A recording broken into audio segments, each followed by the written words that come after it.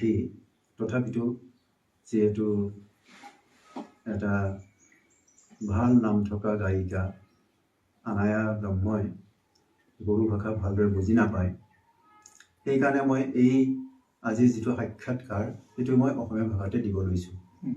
আগৰ যিটো মোৰ সাক্ষাৎকাৰ তেওঁ হয়তো ভালদৰে বুজি নোপোৱাৰ কাৰণেই মোৰ ওপৰত বহুতো আপত্তি দৰ্শাইছে।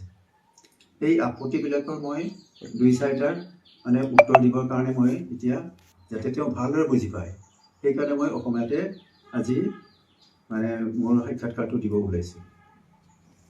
প্ৰথম কথা হৈছে আনায়া ব্ৰহ্মক মই ফোন কৰিছোঁ বুলি পেলাই তেওঁ কৈছে আৰু ধমক দিয়া বুলি কৈছে। মই নিজ কলাই গাঁৱত বহি পেলাই তেওঁ গুৱাহাটী বা মুম্বাইত থকা মানুহটোক কেনেকৈ ধমক দিছোঁ মই নিজে বুজি পোৱা নাই। আৰু অভাৰ ফোন ধমক দিয়া বুলি ক'বলৈ মই তেওঁৰ টেলিফোন নম্বৰ মই সঁচাকৈ কৈছোঁ আজিকালি মই নাজানো। তেওঁৰ সৈতে যিমান যোগাযোগ হৈ আছে মই বিয়াৰটাৰ যিজন সভাপতি প্ৰজেন্দ্ৰ কুমাৰ বসুমতাৰী মই তেওঁক এই দায়িত্ব দিছোঁ। গতিকে তেওঁৰ দ্বাৰাহে য'ত আলোচনা বিলোচনা হ'ব লাগে এইবোৰ হৈ আছে। আৰু প্ৰথমতে এই গীতটি মোৰ বুলি মই কেতিয়াও কোৱা নাই।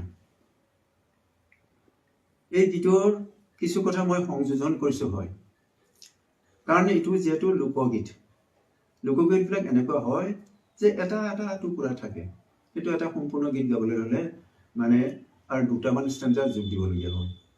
এটা উদাহৰণ দিবলৈ মই দিব পাৰোঁ, যেনে থাচো আঠেং যৌবা আংকুলাং নবলা নাঙা নাংখাগন ঠিং বাংলা, এনেকুৱা এটা কথা আছে। ডুম ডুমা ডুম ডুম ডুম জুমনি যাৱাইনি খৰলাও ডুম ডুম। তাৰপিছত সেইখিনি নাই, এই দুটাৰ মানে গীতৰ পিছৰ অংশ নাই, গতিকে পিছৰ অংশ গায়কে নিশ্চয় যোগ দি ল'ব লাগিব। ইয়াতো তেনেকৈ কিছু কথা মই যোগদান দিছোঁ।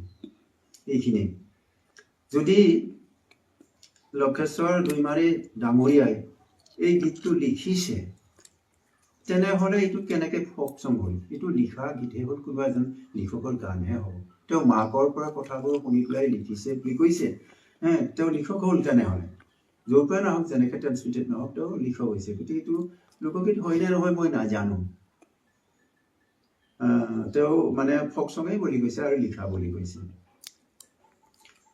মোৰ তাত বহু গীত আছে, তেওঁ যদি গাব বিচাৰে মোৰ সৈতে একেলগে মানে গীতৰ কাম কৰিব পাৰে বুলি পেলাই তেওঁ যোৱাকালিৰ যিটো মানে প্ৰেছ মিডিয়াত মানে সাক্ষাৎকাৰ দিছে তাত তেওঁ তেনেকৈ কৈছে।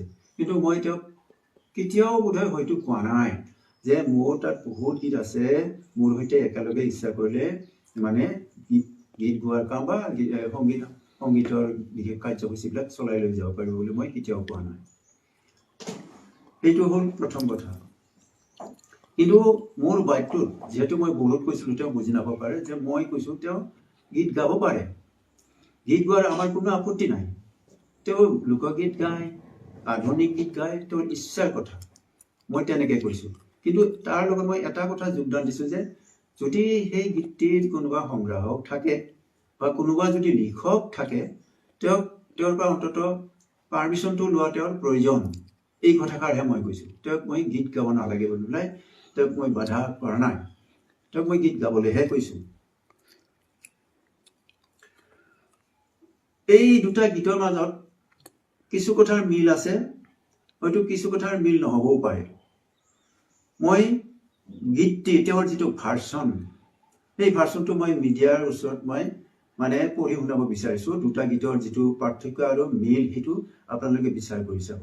তাৰমানে যিজন লক্ষেশ্বৰ দৈমাৰী লিখা বুলি হয়, লক্ষেশ্বৰ দৈমাৰী লিখা বুলি পেলাই যিটো কৈছে, আৰু তেওঁৰ লিখাৰ তাৰিখটো 2072 আছে। 2072 চন কেনেকৈ হ'ল সেইটো মই নাজানো, তেওঁহে সেইটো জানিব। এই সম্পৰ্কে মই কোনো মানে বিতৰ্কত যাব বিচৰা নাই। এতিয়া গীতৰ কথাটো হ'ল থাফলিয়া ফৈনা জৌ লুংনা খৈনা দিহুন্নাই হিঞ্জাও খাওনাই চং গেইলিয়া লেই বা আবৌ চং গেইলিয়া দংফাং সায়াও গাকুনানি খৈনা জমনায়াও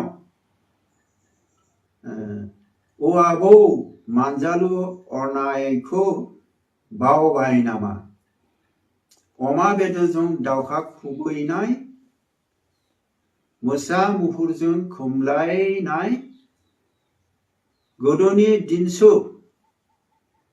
खांब्लाबो मोननो गैलियालै मोननो गैलिया सेंग्रा सिख्ला जुलियाव देबि बुराया मोन्थोरायनायखौ इफाले আছে जौ फेना खैना दिहुननो थांनानै उसुं खनानै उरसु हैनायखौ ओलैयाबो नुनो मोनलिया ইয়াতে মানে তেওঁ লিখা বুলি কৈছে আৰু সেইটো তেওঁ মানে কোন চনত লিখা বুলি ক'লে তাৰিখটো আছে কি 2072 চন এতিয়া 2025 চন চলি আছে আপোনালোকে মিডিয়াবিলাকে এইটো দৰকাৰ হ'লে ফটোকপি কৰি নিব পাৰে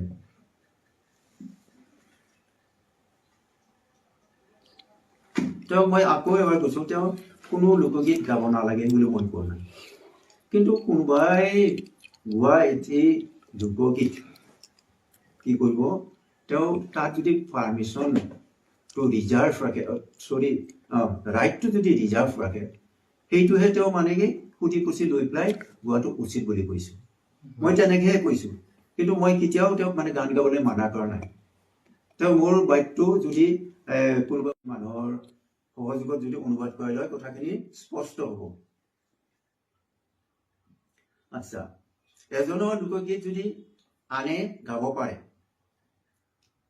তেনেহ'লে তেওঁৰ গীতটিত কিয় মানে ৰাইট ৰিজাৰ্ভ কৰা হৈছে সেইটো মোৰ প্ৰশ্ন আমি বিয়াৰতাৰ সদস্যসকলে তেওঁলোকৰ মানে চিন্তাৰ অভাৱ বা জ্ঞানৰ অভাৱৰ কাৰণে হয়তো লোকগীতকো মানে ৰাইট ৰিজাৰ্ভ কৰা হ'ল কিন্তু তেওঁতো ভাল গায়ক নাম কৰা গায়ক বহুত কথা জানে আমাতকৈ তেওঁ মানে কথা কোৱাটো বহুত পাকৈত যোৱাকালি মই যি দেখিলোঁ গতিকে তেওঁ ইমান জনা শুনা ব্যক্তি হৈ পেলাই তেওঁৰ গীতটোত মানে অল ৰাইট কিয় ৰিজাৰ্ভ কৰি ৰাখিছে তেওঁৰ পৰা শুনি আকৌ বেলেগে গাওক তেওঁৰ গীতটো বহুত ভাল হৈছে আমাৰ বিমলা বড়োই গোৱাতকৈ গতিকে সকলোৱে তেওঁৰ গীতটো গাব পাৰিব গতিকে তেওঁ ৰাইট ৰিজাৰ্ভ কিয় কৰিলে যদি লোকগীত সকলোৱে গাব পাৰে সেইটো মোৰ এটা মানে ক'বলগীয়া কথা আছে